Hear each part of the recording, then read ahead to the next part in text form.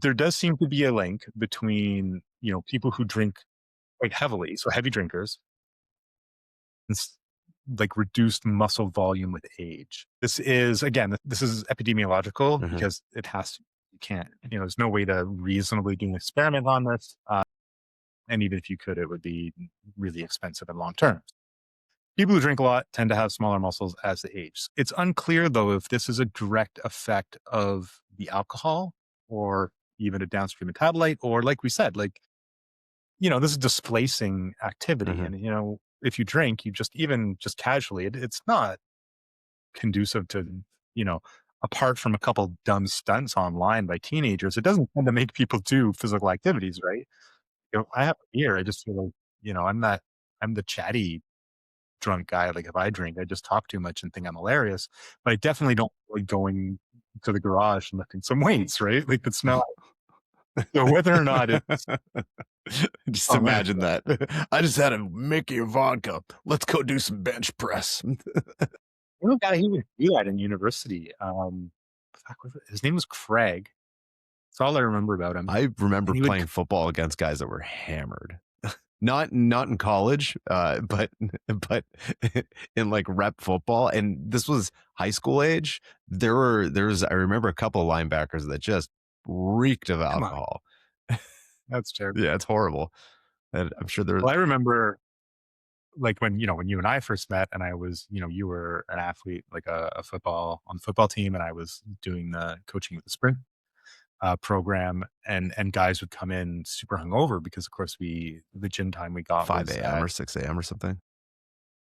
5:30. Yeah, it was super early, and they would come still drunk, and I still remember guys, like during the warm up, Okay. like I remember running, this. like throwing up and I just being remember this. they just all over booze and just why? Like what? It was Like it was like on a I Tuesday too, or a Wednesday. Like, guys, just don't drink the night. I remember having this conversation, oh just man. like we Dude, don't. it wasn't this Saturday morning. Yeah, Like, what are you doing? yeah. It's like April, guys. We gotta just I don't know, go home on Tuesday night. You don't need to go out. We can go out like the night after. It's fine. No, they did it before, and it was just it was like a skips. It wasn't. It was just getting into it. Just running to the Yeah, garbage can. We had garbage cans at each one of the doorways too. I remember set up. You and yeah. Craig set them I up. do remember. I remember.